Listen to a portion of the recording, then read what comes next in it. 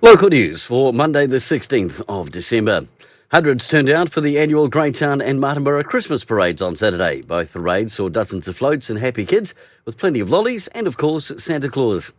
Two significant projects were opened in Masterton on Saturday.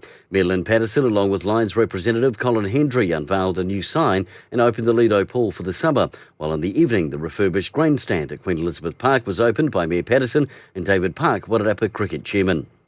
Two 19-year-old Wairarapa men have been arrested following an operation by Wellington Police's organised crime and drugs unit. About 500 grams of methamphetamine has been seized with a street value of $400,000.